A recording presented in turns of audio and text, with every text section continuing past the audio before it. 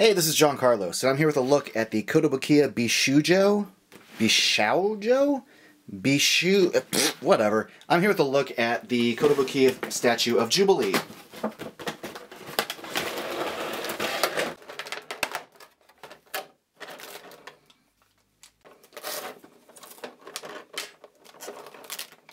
My introduction to Jubilee was in the 90s X-Men the Animated Series. The X-Men comics that I read didn't really feature her, like the Chris Claremont era or the Joss Whedon Astonishing X-Men run.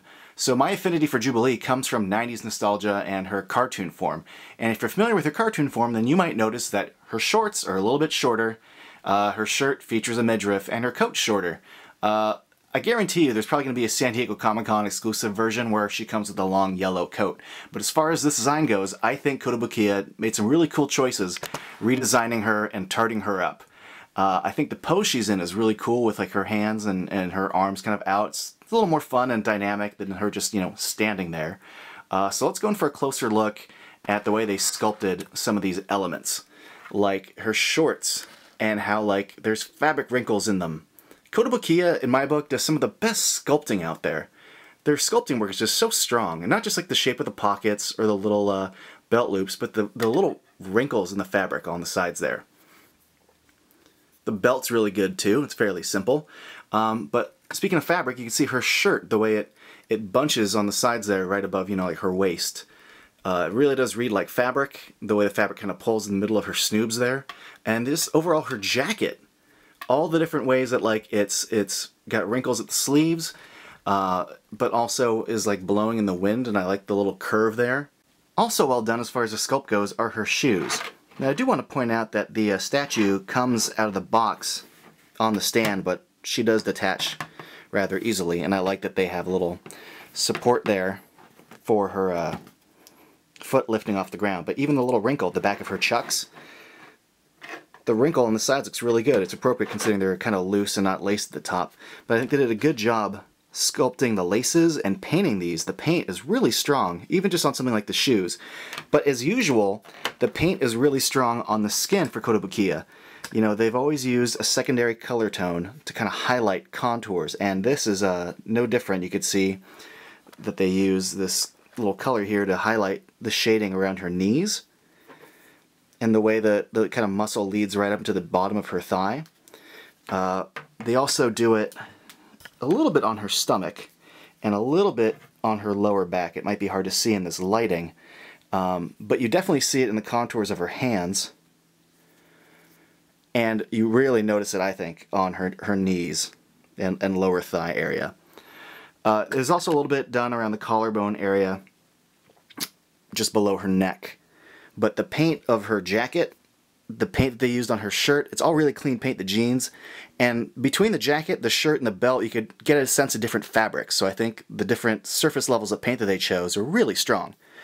Also stronger, the little details on her gloves, right there at the bottom, that little bracelet. And her, fingernails are really well painted. They could have, skipped that as a detail, but really, really strong work from Koto as far as details on her fingernails go and the sculpt around her little armband sleeve thing there. She comes with these pair of sunglasses, which if you look at the sides of her head, there's slight indentations which allow you to slide the sunglasses, right above her ears, through her hair, resting above her head. Now, if you get this statue in its first original production run, it comes with a bonus pair of glasses. Her original glasses. So if you're a fan of Jubilee and of this original style, which I am, you might want to get this statue sooner rather than later, because a secondary production run will not include these. Now, I think they did a great job with her head. Koto's always been really good at sculpting hair, as far as not only just where it's placed, but the way it moves. They've always had cool little threads sticking up, where you always get a sense of windswept motion. And this one's got kind of cool style with these little threads kind of sticking out over the top there. But I love the way her bangs are kind of sweeping forward and hanging over the side of her head. I think they did a great job with her classic Jubilee earrings. I'm glad they didn't mess that up, because the earrings look cool. Her hairstyle looks cool. And I think they did a good job with her face. Her eyes look good. As usual, all of Koto's eyes always have the same kind of basic style, and they're always really well done as far as the eyelashes, and that little pink paint highlighting the bottom of her eyelid. But the eyebrows look good, great sculpt as far as her head shape, her smile, like her little lips, the pink paint, the little line going through the middle. Really, really strong work. I dig this.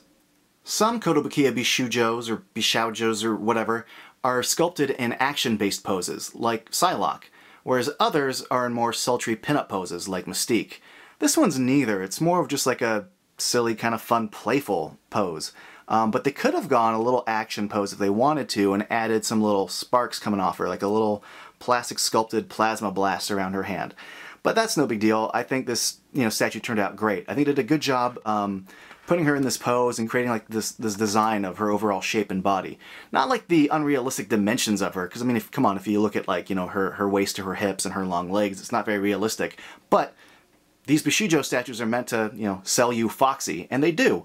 But what I dig is the overall details to it, like the indentation above the knees, the way her hips are kind of sculpted, kind of poking out at the edges. Little details like that really sell you on this statue, and I think it looks really cool. Thanks for watching.